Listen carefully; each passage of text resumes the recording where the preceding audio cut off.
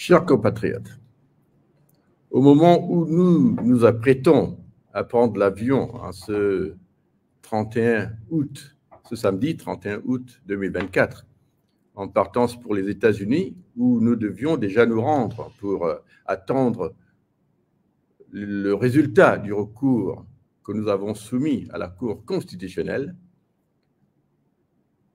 nous avons reçu à l'instant même le rapport qu'a soumis au gouvernement et au général Oligui la ministre de la Réforme des institutions, Madame Muriel Minkwe.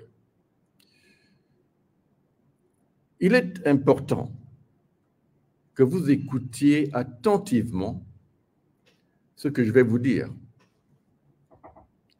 Beaucoup de Gabonais se sont posé des questions quant à pourquoi des gens comme nous pouvions nous lever un beau matin pour dire qu'il fallait voter non au référendum. Beaucoup ont attribué à beaucoup d'entre nous des intentions de légèreté, parce qu'ils nous ont dit qu'en réalité, ne sachant pas encore ce qui allait ressortir des travaux qui étaient en cours par les comités qui ont été mis en place pour justement produire ce projet-là, on nous avait plus ou moins dit qu'on n'avait pas encore le droit de nous exprimer là-dessus. Mais voyez-vous, la réalité et la vérité étaient déjà là. Toutes les rumeurs qui ont couru sur les intentions autocratiques de ce régime de transition, ces rumeurs étaient vraies. Le rapport qui vient de tomber contient des choses pour lesquelles les Gabonais qui ressentent leur pays, qui ont l'amour de leur pays, devraient s'offusquer. Il n'y a rien là-dedans qui soit bon pour le peuple gabonais. C'est donc en réaction rapide que je vous parle aujourd'hui, une réaction à chaud. Je vous parle non seulement en tant que citoyen gabonais, préoccupé par l'avenir de notre pays, je vous parle aussi en tant que candidat déclaré à la présidence de la République, parce que tout ce qui est en projet là touche à la viabilité du Gabon de demain, tel que nous le concevons, ce pays-là, ce nouveau pays que nous voulons reconstruire en ce moment que nous nous appelons l'année zéro de la politique gabonaise. Nous n'avons pas droit à l'erreur, chers compatriotes.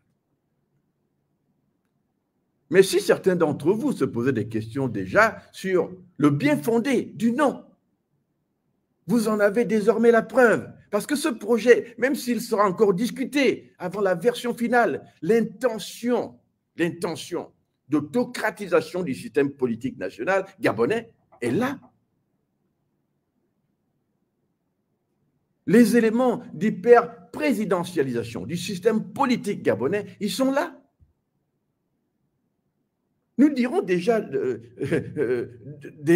pour commencer, qu'en fait, rien n'a changé, mais en réalité, tout a empiré.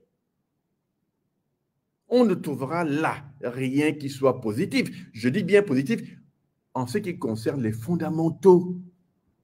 Parce que les éléments cosmétiques, on peut en débattre.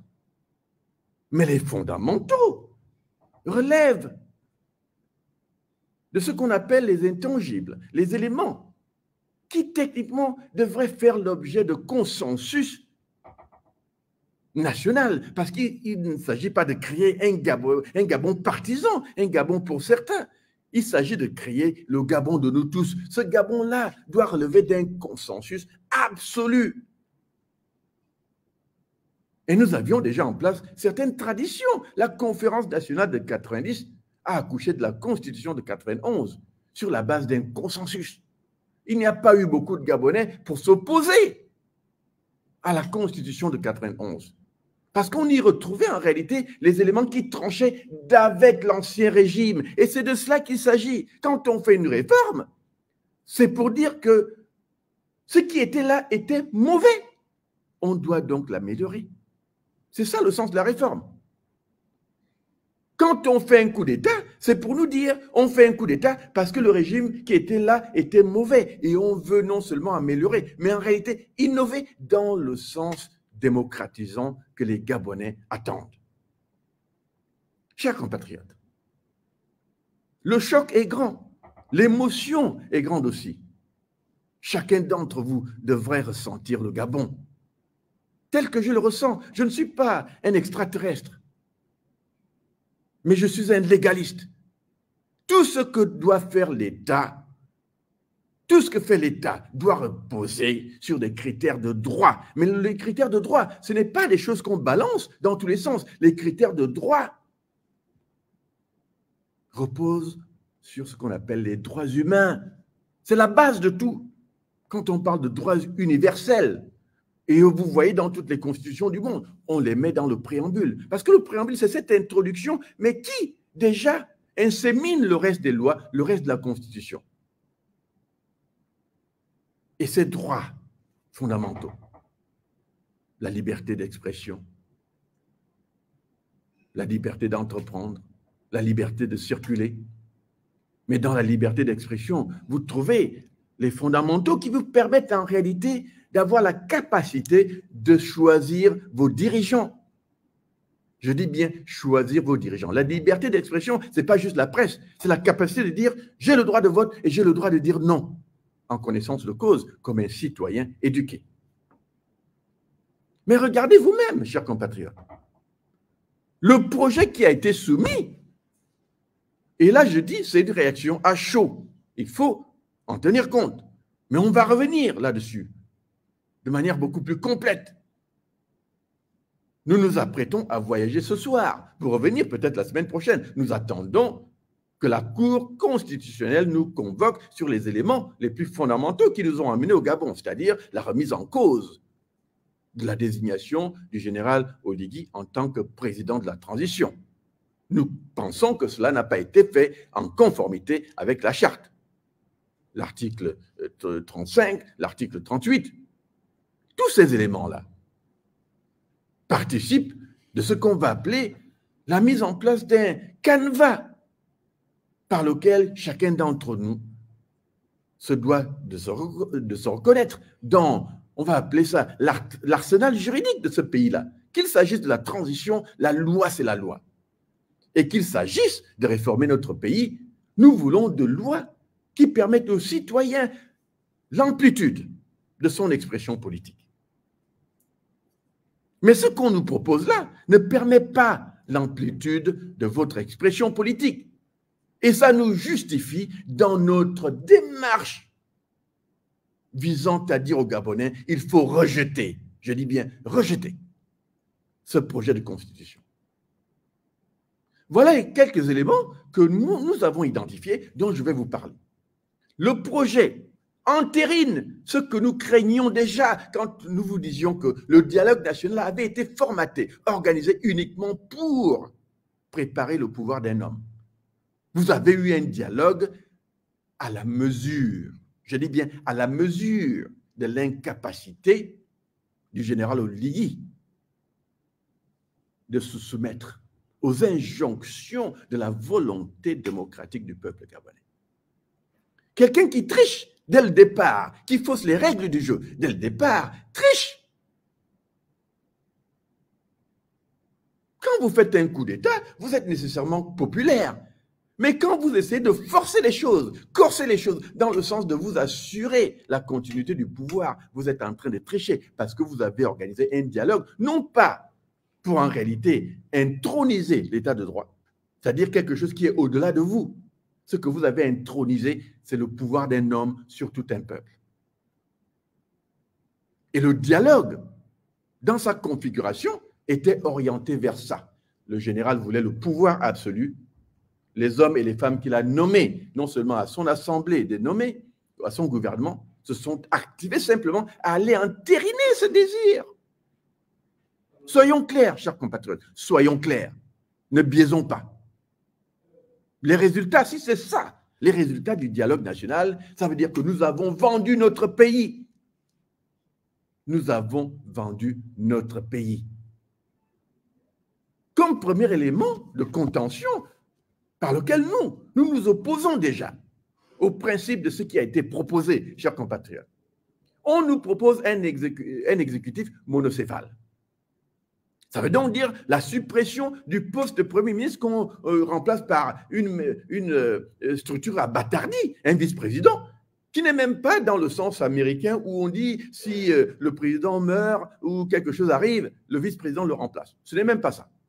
Encore que ce système, je ne le veux pas. Moi, je ne le veux pas parce que nous voulons absolument d'un système parlementaire où le Parlement joue son rôle, joue le contre-pouvoir avec un Premier ministre puissant pour qu'il y ait un vrai débat au sein de l'exécutif, qu'on ait même la possibilité d'une cohabitation politique quand les deux ne sont pas du même parti. Voilà les réalités, mes chers compatriotes, les réalités. Mais nous pondre cela à cette époque où la plupart des pays au monde, la plupart des peuples entérinent le besoin d'avoir un contre-pouvoir au sein même de l'exécutif. Je dis bien au sein même de l'exécutif. Quand vous avez un président de la République, même si au Gabon, ça n'a pas été efficace parce que la plupart des premiers ministres étaient des légumes politiques. Mais dans les anciennes constitutions, celles de 91 et ainsi de suite, les premiers ministres avaient leur place. Ils pouvaient résister au tard d'un président ayant des velléités de compromission de la destinée nationale. Le premier ministre gabonais, sous les anciennes constitutions, avait ce pouvoir. Seulement, beaucoup ont abdiqué. Parce que ce qui comptait chez ces gens, c'était la mangeoire. La mangeoire. La règle de la mangeoire faisait que les cerveaux étaient eux-mêmes mangés. Et on aboutissait à des ministres légumes, des premiers ministres légumes, un peu comme en ce moment, en ce temps de transition. On vous a constitué une assemblée de nommés qui sont tous des députés légumes, des sénateurs légumes, gouvernement légumes. Qu'un président autocrate peut manipuler à sa guise en marchandant les salaires. Des gens qui vendent leur pays pour des salaires de 1 million de francs CFA. Ceux qui n'ont jamais touché de tels salaires veulent la continuité d'un régime qui montre déjà la couleur. Non, chers compatriotes, nous ne devons pas accepter cette réalité. Il faut absolument s'y opposer. Donc, ce premier critère, pour les gens qui se demandaient qu'est-ce qu'on va voter au référendum, si c'est ce qu'ils retiennent, mes chers compatriotes, vous avez déjà là une raison de voter non. Nous ne voulons pas d'un système monocéphale. Nous ne voulons pas d'un système hyper présidentialisé où, en fait, c'est le président qui règle, qui fait la loi et le beau temps. C'est un président monarque qu'on nous propose. Et il jouira de la plus grande impunité. C'est-à-dire qu'en fait, si vous avez reproché au Bongo ce qu'ils étaient, l'impunité sera 10 fois plus grande sous le régime qu'on vous propose. Et si c'est le général Oligui qui se maintient, vous aurez non seulement un régime autocratique, mais aussi un régime militaire. Ces deux choses-là sont dangereuses. On ne peut pas s'en accommoder. Deuxième critère qui devrait faire l'objet de votre position au projet qui sera proposé, c'est la conservation du pouvoir de résolution de l'Assemblée nationale par le président de la République. Nous, à Paris, lors de nos assises, du 25 mai au 1er juin de cette année, nous avons expressément proposé qu'en réalité, on enlève au président de la République ce pouvoir de dissolution. Et qu'on transfère plutôt à l'Assemblée nationale le pouvoir de destitution du président. Parce qu'en réalité, c'est la seule manière d'assurer qu'un président roi ne puisse pas éclore de notre système politique. Un système beaucoup plus parlementarisé serait le meilleur pour notre pays, surtout après le traumatisme quinquagénaire que nous avons vécu. 56 ans d'une hyper-présidence qui, en fait, explique aujourd'hui, quand vous vous plaignez, oh, les routes ne sont pas mauvaises, l'électricité, tout ça. Mais c'est cela le résultat de l'hyper-présidence. Vous voulez doubler, tripler les pouvoirs de nuisance d'un président. Mais c'est un suicide collectif. Ça ne se fait pas. Les peuples dignes ne s'attachent pas la corde au cou. Chers compatriotes, un coup d'État ne justifie pas tous les excès. Un coup d'État ne justifie pas qu'on se donne un monarque, qu'on se crée une république monarchique. Ça, c'est antinomique. Tous les peuples du monde tendent vers la démocratisation, c'est-à-dire la réduction des pouvoirs du président. C'est une tendance qui est là depuis le XVIIIe siècle. On peut même aller au XVIIe siècle avec les Anglais, la Magna Carta et tout le reste. La Révolution anglaise, ils étaient les premiers. Mais alors, troisième critère, le président demeure toujours partie prenante du Conseil supérieur de la magistrature. C'est-à-dire qu'il va continuer à présider et aussi à nommer, dénommer et faire en réalité que nous soyons toujours dans un système où le système judiciaire lui-même est soumis au pouvoir du président de la République. À Paris, nous avions proposé que l'on détache le président du corps judiciaire, qu'il ne préside plus à rien, que même à l'intérieur, on élabore un système de vote où les responsables de n'importe quelle cour sont élus par leur père. On établirait des collèges électoraux à l'intérieur de ces corps pour qu'en fait eux-mêmes reconnaissent les compétences de leurs propres collègues, les élisent là où il faut les élire, et que le président de la République n'ait plus rien à voir avec ça. Je reviendrai de manière plus détaillée sur la totalité du document. Là, je réagis à chaud au moment où je m'apprête à prendre l'avion dans quelques heures seulement pour me rendre aux États-Unis, où je vais aller pour quelques jours et revenir dès lors que j'aurai reçu la convocation de la Cour constitutionnelle sur le recours que nous avons soumis. Je serai de nouveau là, peut-être la semaine prochaine. Si c'est la semaine prochaine, je reviens rapidement. Mais il faut réagir. Nous ne pouvons plus attendre.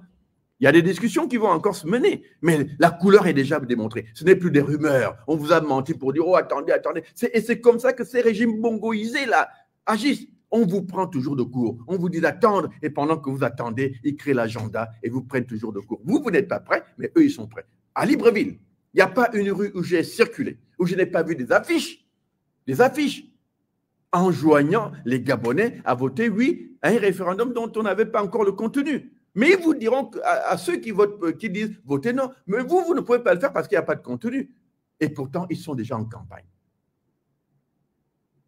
Il n'y a pas, je dis bien, il n'y a pas une rue de Libreville aujourd'hui, où il n'y a pas une affiche qui dit votez oui, votez oui, votez oui.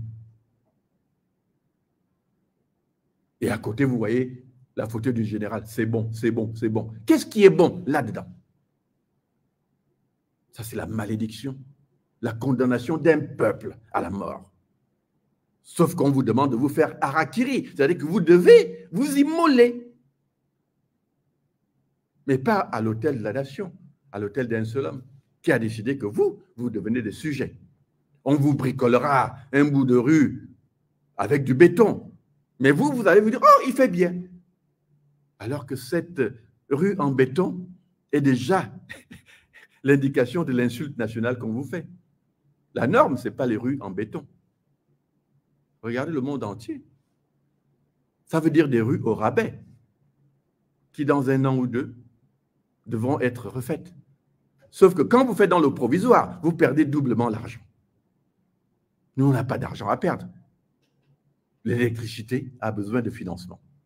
Quand on fait des rues au rabais, c'est des pertes pour rien. Mais pour vous, oh, on a fait. Alors que c'est de l'enfumage.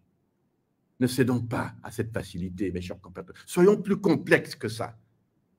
Soyons plus complexes. Vous êtes des êtres humains. Dieu vous a donné un cerveau. Vous voyez, Dieu parfois vous dit, vous mangerez à la sueur de votre front. Beaucoup de gens ne comprennent pas cette idée. Ceux qui vont à l'église s'agenouiller là, si Dieu vient dans cette église, vous dira, foutez le camp d'ici. Parce qu'il dit, je vous ai donné des choses extraordinaires. 2 pieds, 2 mains. Vous êtes les seules créatures qui peuvent utiliser leurs mains pour créer des outils, manipuler leur environnement. Il n'y a aucun animal, aucun autre animal n'a cette capacité. C'est l'homme. Les 2 mains là, vous voyez, leur agilité. Vous avez des chimpanzés, des gorilles, ils ont des mains similaires aux nôtres, mais ils n'ont pas l'agilité. Nous, on peut fabriquer des outils pour nous aider. Vous mangerez à la sueur de votre front. Vous croyez que ce n'est pas juste une question de nourriture. Dieu nous donne la capacité de décider. Il a fait de nous des petits dieux. Nous avons le pouvoir de maîtriser et de changer notre destinée. Mais pour le faire, l'outil principal est là-dedans, le cerveau. Le cerveau. Et c'est ce cerveau qui devrait vous faire dire que quand on vous propose des choses comme celle-là, il faut les refuser. Il faut les refuser. Quatrième élément, mandat de 7 ans.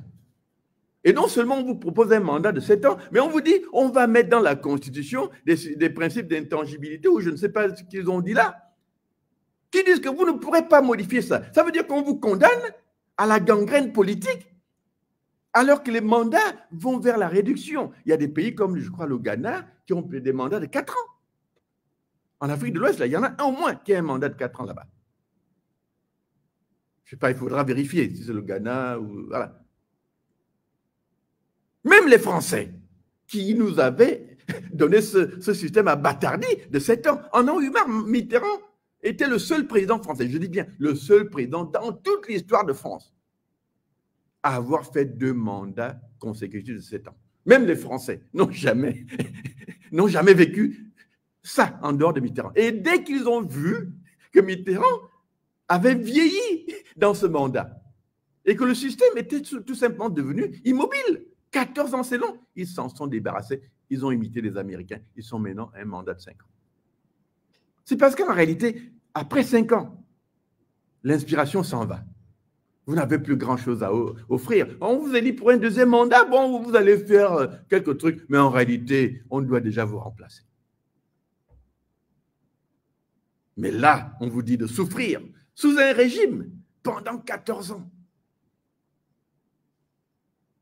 Il n'y a pas beaucoup de pays au monde qui pratiquent le mandat de 14 ans. Nous avons fait l'enquête. La majorité a abandonné cela. Mais nous, au Gabon, on revient au Moyen-Âge. Donc, je dis à ceux qui se posent des questions, il faut voter comment? Rien que cette histoire de mandat de 7 ans, si c'est ça qui vous rébute, il faut voter non. Nous reviendrons parce que nous avons ici une plateforme que nous sommes en train de mettre en place avec nos collègues gabonais du terrain.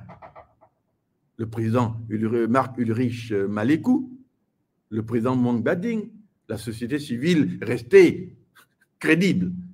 On va travailler. Nous allons être très fréquents ici. Ne croyez pas, quand je dis je repars aux États-Unis, ce n'est pas pour aller m'y éterniser. C'est-à-dire que nous avons la capacité de venir tout le temps, nous déplacer quand le besoin se trouve. Nous viendrons faire campagne de terrain pour dire non. Ne validons pas cette aberration.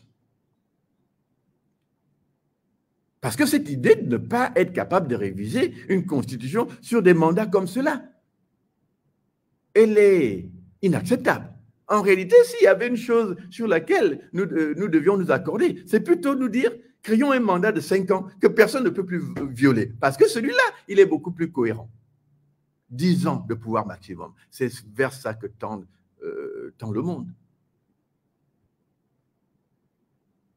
Il y a des pays même qui choisissent l'autre option. Ils se disent, bon, comme un mandat de 5 ans ou 4 ans est peut-être court, on va juste faire un mandat unique de 7 ans. Vous voyez, ça, c'est des choses acceptables parce qu'un mandat unique de 7 ans, vous faites votre temps, vous partez. On peut s'accorder sur des choses comme ça qui sont des accommodations où quelqu'un peut bien raisonner pour dire, bon, peut-être que 5 ans, on n'a pas le temps de tout faire. Il y a des pays qui ont adopté cela. Il y a un moment où Haïti, je crois, avait même adopté cela parce qu'eux, ils ont vu que la propension au coup d'État était telle qu'il fallait peut-être limiter la capacité d'un homme à se maintenir au pouvoir par les arbitraires. Ça, ce sont des réalités, mes chers compatriotes. Soyons lucides. Et puis, nous savons déjà qu'il y a eu une sorte de décret par lequel on vous a dit que ce sera désormais le ministre de l'Intérieur qui va organiser les élections. Rien que ce critère aussi. Parce que, voyez-vous, il y a une réalité à la politique qu'il faut comprendre. Il y a le dicton selon lequel on n'organise pas des élections pour les perdre. Mais je puis vous dire que la chose qui vérifie ce dicton, scientifise ce dicton, le mathématise, c'est la question de qui organise l'élection et qui en a le monopole. Un exemple est simple. Nous pouvons avoir la meilleure constitution au monde qui garantit tout. C'est-à-dire, elle est ficelée de telle sorte que vous n'avez même pas une virgule à changer. Mais vous dites que pour aller à l'élection avec cette constitution, c'est le ministre de l'Intérieur d'un régime politique aux tendances autocratiques qui organisent l'élection. Mais vous avez déjà connu ça sous Ali Bongo. On vous fabrique des résultats. En 2016, le régime Bongo vous a fabriqué un résultat. En 2023, on a privé Ondossa d'une victoire en fabriquant sous vos yeux un résultat. Mais imaginez qu'à cette époque, on parlait encore de commission indépendante. Mais là, vous donnez le pouvoir au Premier ministre de simplement faire tenir une élection et puis il s'assoit dans son bureau et il écrit les chiffres qu'il veut. Et pourtant, vous avez une constitution la meilleure au monde. Mais comme l'élection est contrôlée par le ministre de l'Intérieur, il peut continuer à simplement faire comme les Bongo faisaient avant. Et vous nous dites que vous allez laisser ça, cette réalité-là, en place.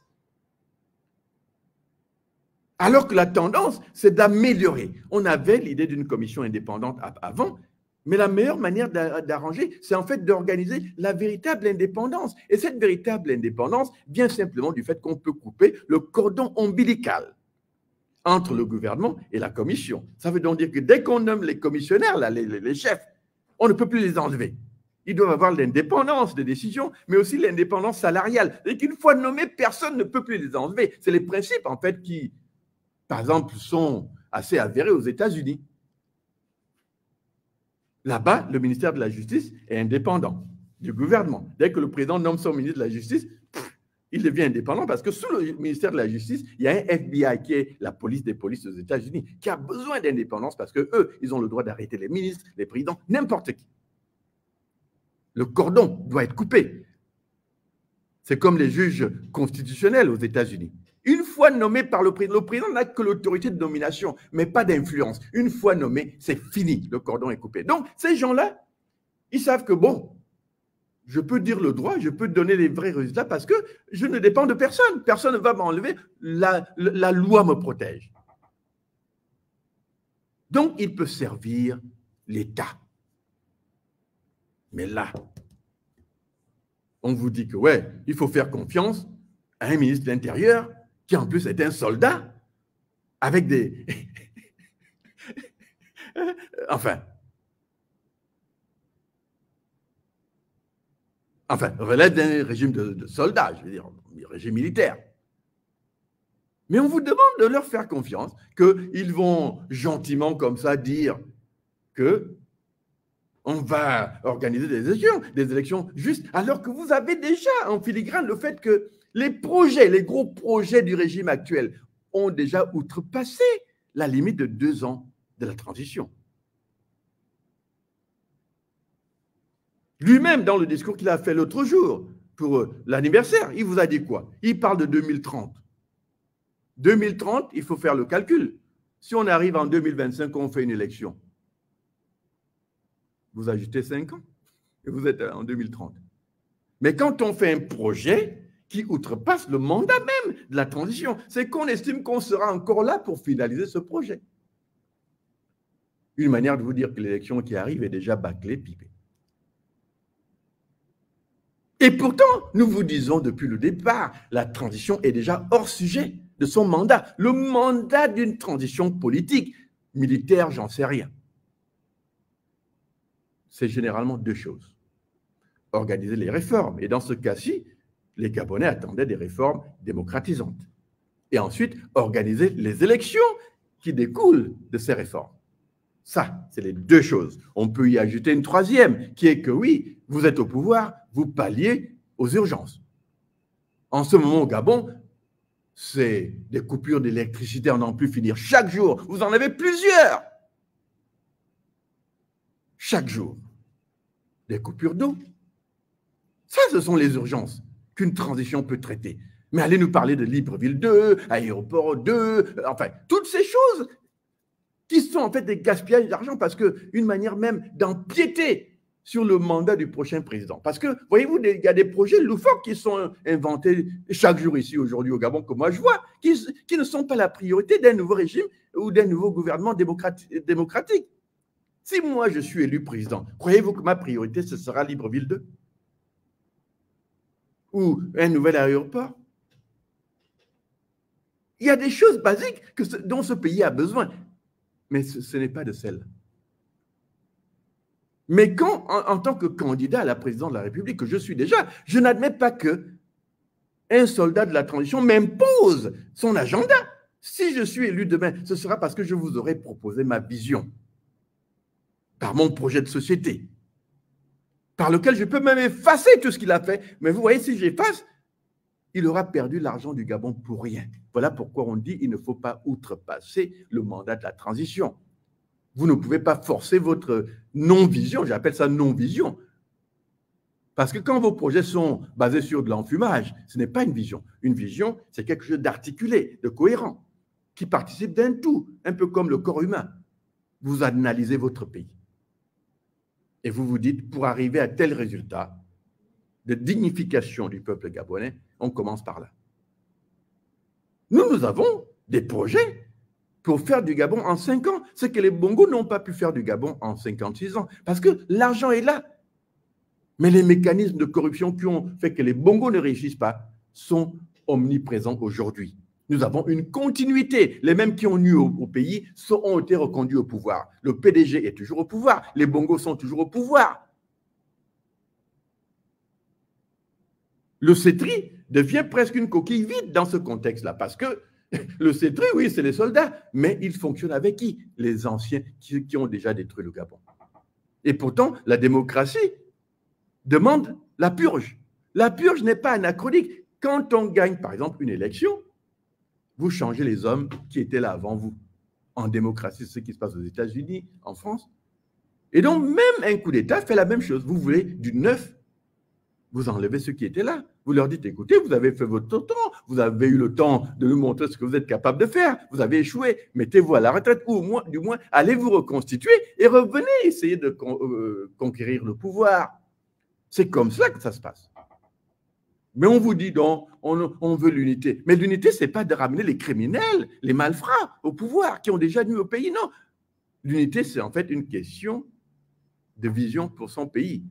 Est-ce qu'on a des politiques qui font la discrimination ou pas? Vous voyez, l'unité, c'est ça. Donc, chers compatriotes, nous prenons l'avion aujourd'hui pour repartir aux États-Unis, attendre le recours, qu'on nous rappelle pour le recours. Nous reviendrons donc. Si c'est la semaine prochaine, on sera là. Si c'est dans 2 semaines, on sera là. Mais je voulais vous laisser avec ces idées, que désormais, les camps sont clairement définis. Il y a le camp du oui, qui veut dire la mort du Gabon, le suicide collectif. Il y a le camp du non, qui dit recommençons à zéro. Repartons à zéro, recréons, réimaginons l'année zéro de la politique gabonaise telle qu'elle devrait être imaginée. Si nous manquons à cet impératif, à cet appel de la décence collective, et nous suivons les appels de la mangeoire, que nous cédons à ces mythomanies, ces mégalomanies, ce populisme qui vous invite au suicide collectif, nous aurons perdu notre Gabon. Soyons vigilants. Et surtout, ne laissons pas les agents du mal pervertir notre jeune République. Le Gabon peut être changé en 5 ans. Les problèmes d'électricité que vous avez là, si vous enlevez toute la corruption qui tue notre pays, vous pouvez avoir l'électricité dans 3 mois. Parce que l'électricité, ce n'est pas sorcier. Ce sont les machines qui produisent l'électricité. Il suffit d'acheter les machines. Mais ils n'ont pas l'argent. Pourquoi? Parce que l'argent, c'est quand on va aux États-Unis, on distribue 400 $ aux gens qui viennent au meeting. Quand on va en France, on organise des kermesses. On voit de vieux politiciens. On dit il faut les corrompre. On donne 7,5 milliards à de vieux politiciens. Alors que la dette de la SEG, c'est 15 milliards. Rien que ça résout la moitié de la dette. Mais on vous dit, ouais, nous sommes dans l'essor vers la félicité. Non, chers compatriotes. Nous sommes dans l'essor vers la mort du Gabon. C'est maintenant que nous ferons le Gabon de demain. Je vous remercie. Vive le Gabon, vive la République.